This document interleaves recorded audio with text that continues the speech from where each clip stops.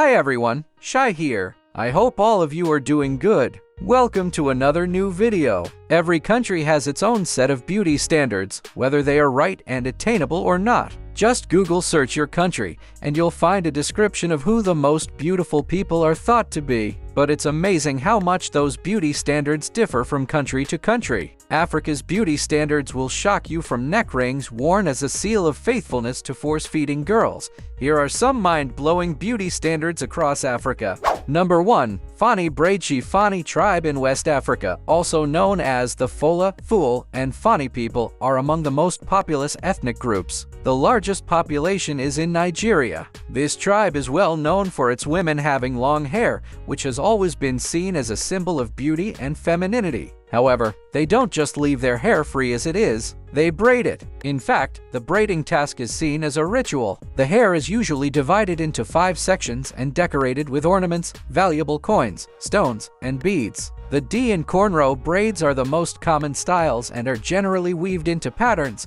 with the ends wrapped or dangling from the sides of their heads. In this hairstyle, red beads and jewelry are commonly used to embellish them, though some women use gold thread. Fulani braids have been part of their culture for hundreds of years, but they haven't stayed in Africa. It's believed that the Fulani tribe has influenced modern hairstyles found in other parts of the world. Number 2. KARO body painting. KARO tribe is a small tribe with 1,000 to 3,000 people living along the Omo River in South Ethiopia. Not only are they known for being a small tribe of the Nilotic ethnic group, but they're also known for being among the last tribes to have a body paint tradition. Every morning, they wake up and get to work painting their bodies and faces. They use colored ochre, white chalk, yellow mineral rock, ash, animal fat, and water to paint various designs. These designs vary each day. Sometimes they'll paint on simple lines and shapes, while other times they'll paint more elaborate designs like animals. The most common is one of handprints covering the legs and torso.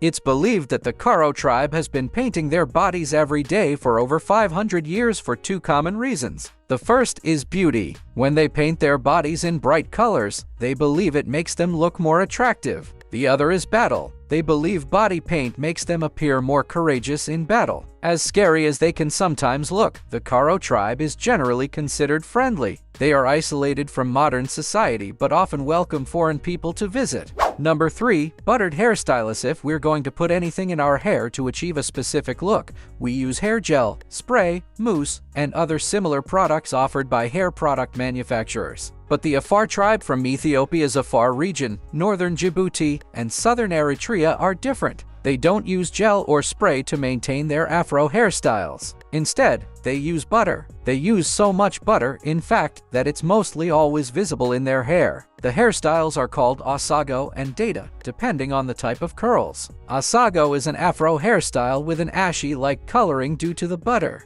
The curls of the Data hairstyle are created with sticks. Using butter in these hairstyles helps protect their hair from the sun while keeping the curls looking perfect for as long as possible. Sometimes they also use cow fat. While men commonly use butter as a hair product, girls also use it. As disturbing as it sounds, the men in a girl's family will often spit on her butter-covered head as a form of blessing. I don't think the trend will take off here, but it's nice to know we have options if we run out of wax or gel. Before moving on to the next point, I'd like to take a moment to introduce you all to my merchandise. You can support my content by getting your favorite products from my store or by simply joining my channel. Your support means a lot to me. Now, let's get back to the video.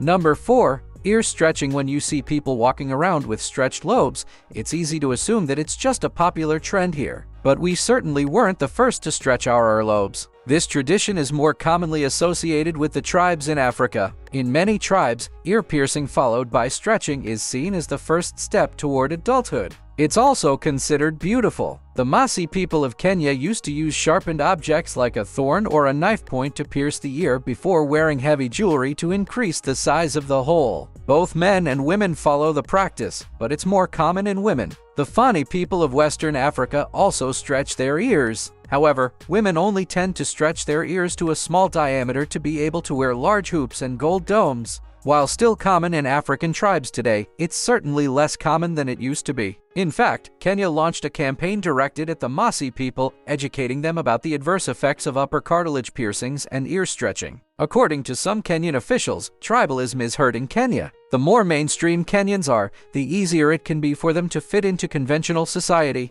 Number 5. LEBLOUH obesity is harmful. We all know that. We're encouraged to eat nutritious food, exercise, and ensure that we don't consume any more calories than necessary. But that's not standard practice everywhere. High body volume is often considered a sign of wealth in several African countries like Mauritania, Sudan, Tunisia, Nigeria, Kenya, Niger, and Uganda. Some families want to appear wealthy, so they'll partake in a practice called LEBLOUH. This basically means that they will force-feed girls from around 5 years old to 19 years old to increase the chances of marriage. It's a more common practice in rural areas with Tuareg traditions. The Tuareg people are a Berber ethnic group mainly living around the Sahara. LEBLOUH is thought to date back to around the 11th century and has made a comeback in recent years. In some locations, it seems to be becoming more popular in Mauritania ever since there was a military coup in 2008. Although younger males tend to view fattening as unfavorable, what happens to some young women is truly quite disturbing. Older women, described as fatteners, will force-feed young girls vast amounts of food and liquids daily. If they refuse the food, pain is inflicted on them.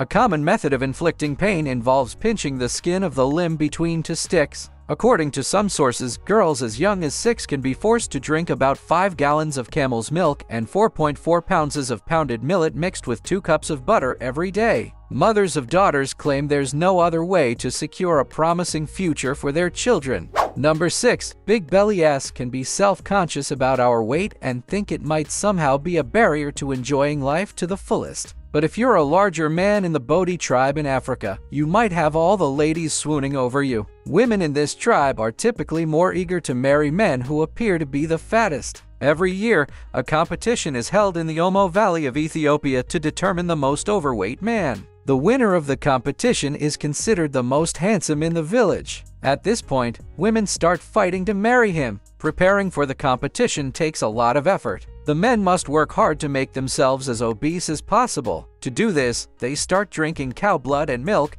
believing that these ingredients help fat accumulate quicker in the stomach area. Men must also live in separate huts 6 months before the competition and aren't allowed to have any intimate relations during this time. Number 7. WODAABE beauty routiniani can wear makeup whether they identify as male or female, but it seems as though most makeup products are targeted toward women. More women definitely wear makeup than men. However, things work a little differently in the WODAABE African tribe. This nomadic tribe from Nigeria, Chad, Niger, and Cameroon consists of men who wear makeup to be judged by women. The more attractive you are, the better your chances of taking a woman home or becoming a husband. The WODAABE tribe is often described as the world's vainest tribe. The men often carry mirrors with them wherever they go and will fix their appearance before herding cattle. Once a year, they'll attend the Jerwal Fertility Festival, also called the Wife-Stealing Festival. Men dress up, do their makeup, perform a series of dances, and are judged by female judges. Many features are considered beautiful in men in this tribe, such as white eyes, white teeth, and height.